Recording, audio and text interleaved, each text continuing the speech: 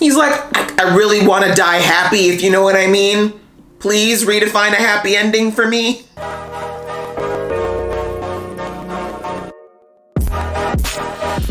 Hey guys, it's your girl Aisha, aka Geek XX Chic, and we're back with another reaction to Titans. We are now on to episode 3, which is called Hank and Dove. So we're about to get into the episode, but before we do, you know the drill. If you've been here before and you like what you see, please consider hitting that subscribe button. That way you'll be notified when I do more reactions to Titans, as well as a lot of other shows that are very similar to this one. So if you're so inclined, we would love to have you.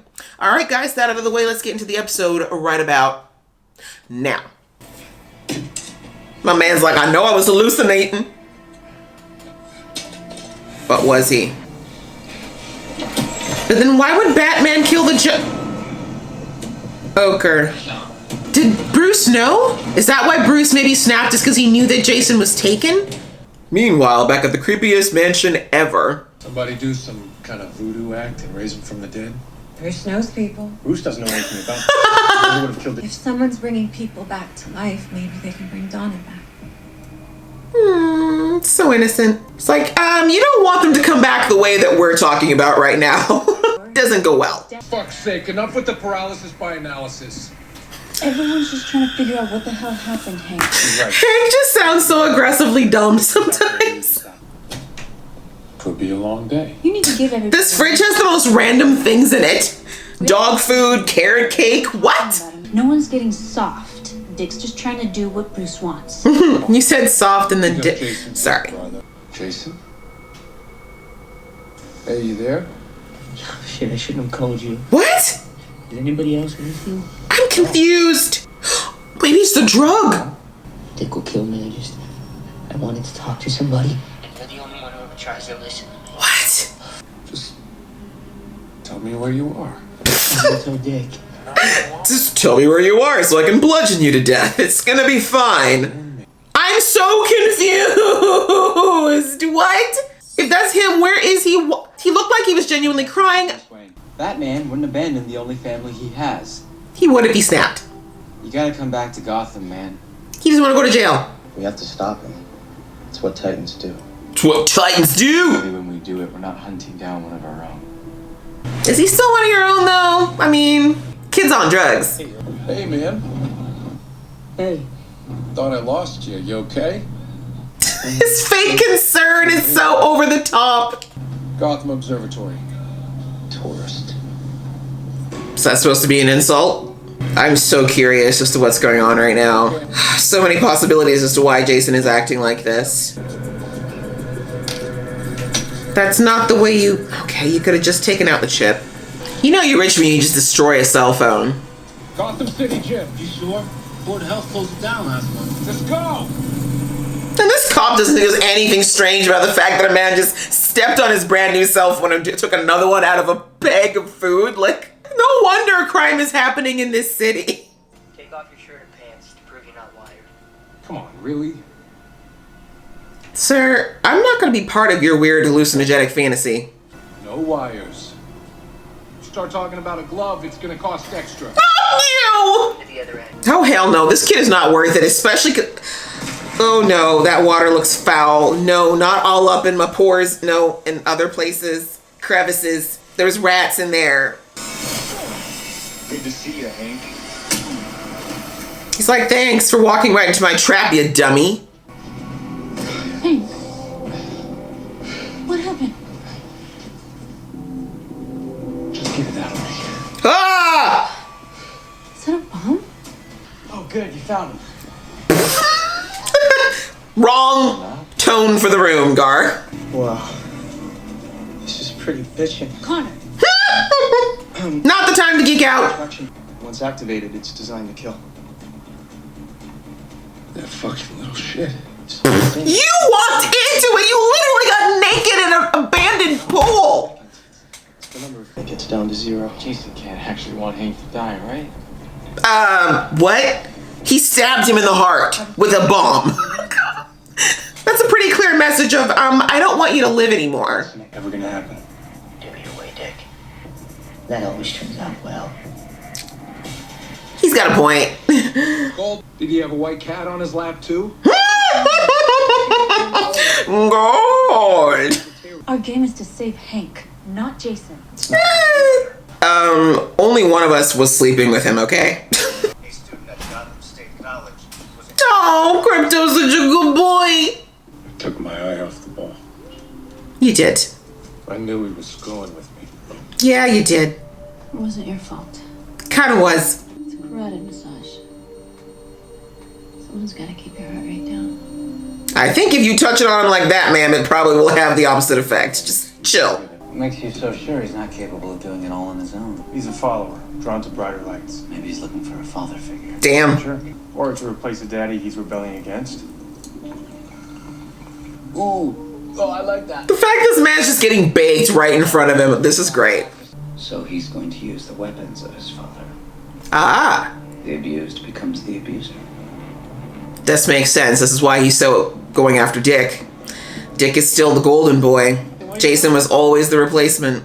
Bruce is making weapons to kill people? Good question. Every so often. It's like, this man killed Superman. You really think he doesn't make weapons to hurt people? I need you to build a deactivator using these blueprints.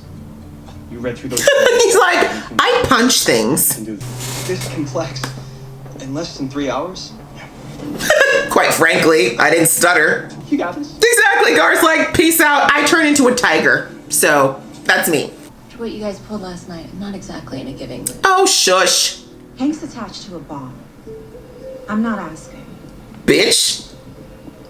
She's like, have I mentioned that I can literally shoot fire out of my hands, ma'am? You want to try me right now? Yo, Crypto. Go heat vision me up some hot dogs. Oh, you actually do it. So cute. I'm not meeting Alfred. Why, you think he's in hell? Stop. You think I'm going to hell? You're not going anywhere. I don't know. Hank's actually funny right now. You're not leaving me in this shithole world without you. He's like, don't get soft on me now. I'm trying to die in peace. If y'all had just done that at the beginning of the episode, he would have went chasing Jason looking for a bomb. No. This is really not the way to keep your heart rate down. John. He's like, I really want to die happy, if you know what I mean. Please redefine a happy ending for me. I told you nobody.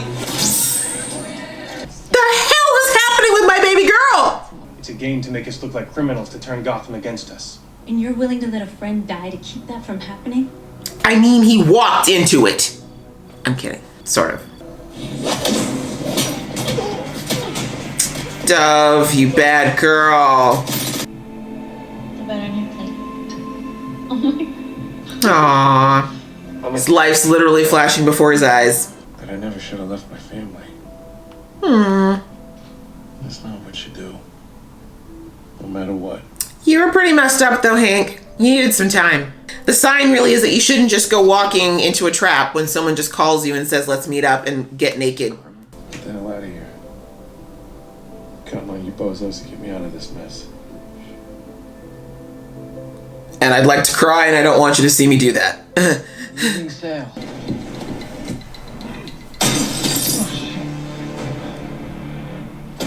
Just raining bodies! Was this the flight he had to catch? I guess so. You know me. Not going in, not going out. Ew! Hank, I just wanted to say. Hank? You want to save Hank? Shoot yourself. Don't. Don't. Who invited that guy? I invited myself, thank you. Party of one. This is exactly what he wanted. Gar, talk to me. He's almost got it. Don, we're almost there. I can't wait anymore. Corey, you gotta get out of here. Take Crypto with you. Well, maybe take the dog, but she'll probably be fine. She's made of fire. He won't save Hank, he's lying. Hey, Bat Boy. She's a grown-ass woman. Let her make her own decision. God damn. You have to know that he probably will kill him anyways, right? And then you're just gonna be like destroyed on top of it. Oops. My bad. Looks like I gave you the detonator. Bye.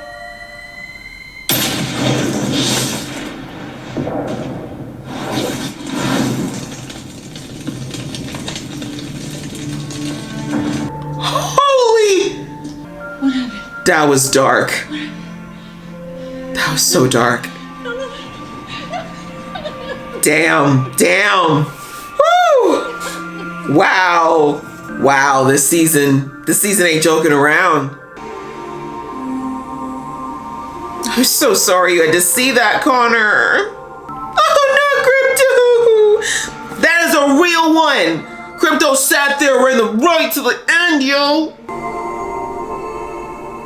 Damn. She will never get over that. Well, whoever is behind the red hood, you gotta say, game, set, match. He is destroying everything that Bruce had a hand in. Because like I said, there's no recovering from this. Dove is never gonna get past this. Oh my God, poor girl. And the thing is, she would have lost, like, it's like doing it, even if it didn't set off the bomb, she would have been so, like, who she would have become after that. Like, she basically would have, it was really her or Hank in that moment, right? Like, in her mind, it was like, do I save my own soul or do I save someone that I love? Like, oh man. I don't even know. I'm sorry. I'm just like, I'm really shocked. I didn't think they were going to kill him, but guess this is Titans, right? Wow. I guess what's to talk about in this episode? This was very much a Hank-centered episode, and now that he's dead, this is exactly why. They were giving us his kind of goodbye, his farewell song, and it's interesting because it seems like they really focused a lot on how impetuous Hank is. You know, from last season, the season before, we saw that he's very run-in first. You know, he's very much like Jason, actually, except that he somewhat listens a bit better than Jason did.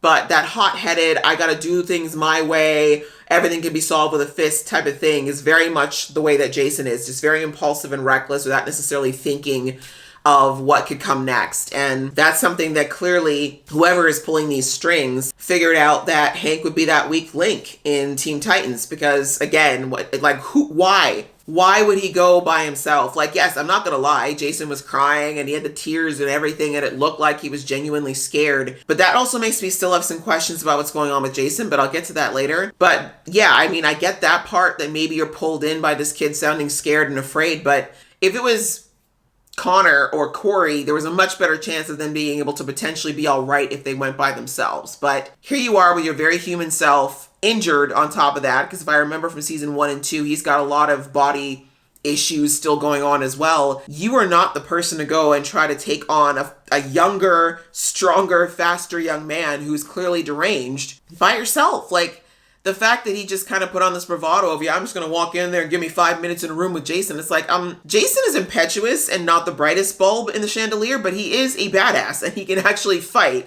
And he's got a lot of rage and anger and also youth and a fit body on his side, right? So I think that, you know, I don't know, I guess maybe it was because Hank feels a little obsolete. I think he was battling his own issues with feeling like he was not, I guess you could say, holding up his end of the deal or pulling his weight where the Titans were concerned, especially because he had such a slide off of everything last year with, you know, again, you know, falling off the wagon and just kind of being in his own world. So maybe he felt like he needed to overcompensate by jumping into action, which is what we saw with Jason on episode 1. But this wasn't the way to go. And of course, he walked right into what Jason planned, or the Red Hood, I should say, because I still don't give Jason the credit to be able to think about this level of mastermindery. This level of intricate revenge is just not where Jason's at. And not because I think he's a dummy. Like, I say that, I'm joking, but because it takes just more life on this planet. You know what I mean?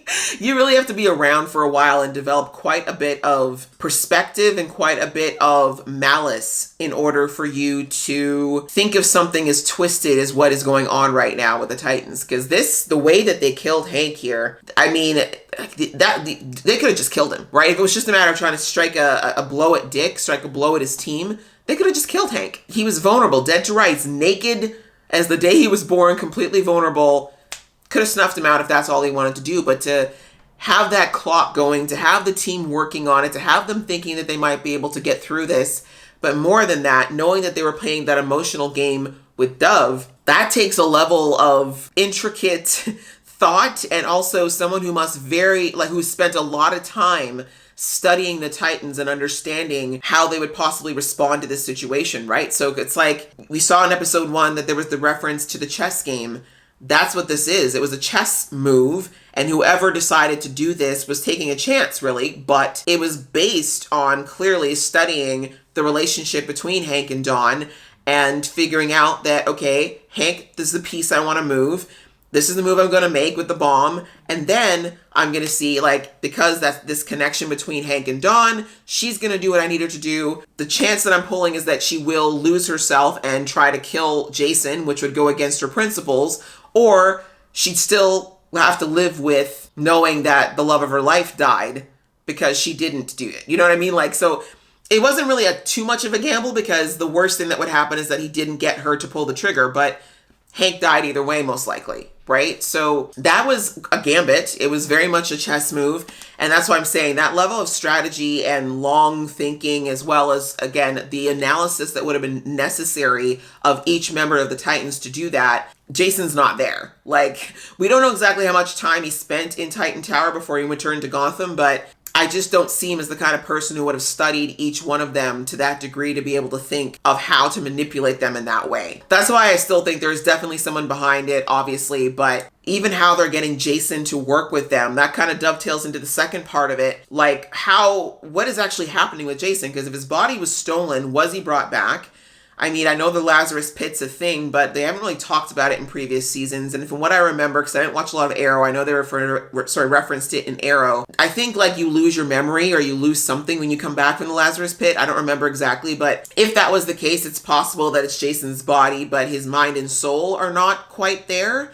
Or that call that we saw at the beginning could have been legit. Like, maybe Jason literally is fading in and out of his actual, like, sane mind. Like, maybe the drug he was taking is something that's allowing.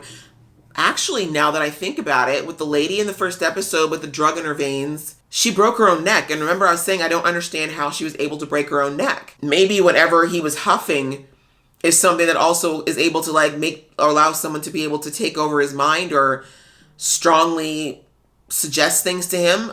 I don't know. But I'm just wondering if maybe that's the case. Like, maybe Jason really has no idea what's going on here, and he just kind of snaps into these modes where he's the Red Hood, but then when he comes out, he has no idea what's happened, or he remembers what happened, but he had no control over it, and he's just a mess. Like, I have no idea. That's really dark and twisted too, and that would be another way to get back at Bruce, breaking another one of his pieces. But it's very interesting that, like, Jason keeps calling and targeting Dick, but he has to know that, like, Dick is, maybe he doesn't, but I'm like, Dick is so different than the members of his team. You know what I mean? Like, this is a way to hurt him, but it's not really the way to get to him, if that makes sense. Like, he's much more like Bruce like that. But anyways, obviously whatever is being played here is a long game. Whoever is starting this, they're not doing this quick and dirty.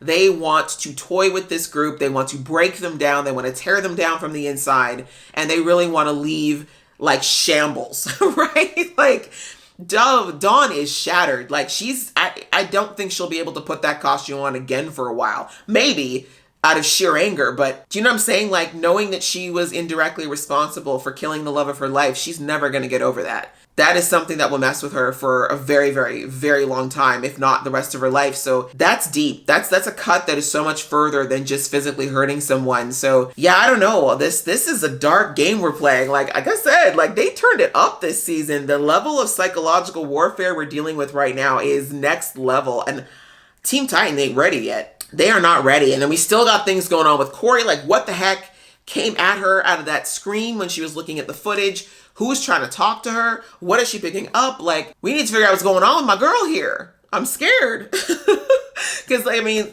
that's probably the one person maybe in this whole situation that whoever is playing these games may not be able to get to in quite the same way, because Corey doesn't have the same connection to Bruce that everybody else in Team Titan does, or even with Dick per se.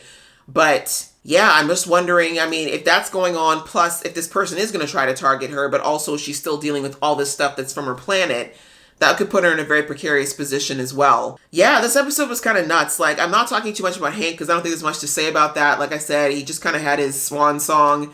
He got to say his goodbyes to a lot of people in their own way. And, you know, he kind of was at peace with it. You know, he didn't want to go, but I think he was sort of at peace with it because he knew that there was a very strong possibility he wasn't going to walk out of that. And honestly, I just felt so bad for Connor being there literally like a millisecond too late. Crypto being the good boy that he was, just staying. Like, that actually makes me want to cry, is the fact that Crypto just sat there and just waited. Like, I'm not leaving. And then just kind of came up afterwards like, okay. That broke my heart. But yeah, I mean, I don't even know if I've seen a death like that on a show before. Like, usually it's something that's long or drawn out, or it's emotional, or it's something where they're falling. You just don't see a thing where like they literally just look and it's just boom, like, wow. Well done, Titans. I was not expecting that at all. Like, there's so many things happening this season that I'm not able to predict, and that's a good thing. The writing has definitely been upped a lot. So far, I am really enjoying this season, guys. I hope you guys enjoyed watching along with me. If you did, I'd appreciate it if you give this video a thumbs up, and we will see you in the next episode.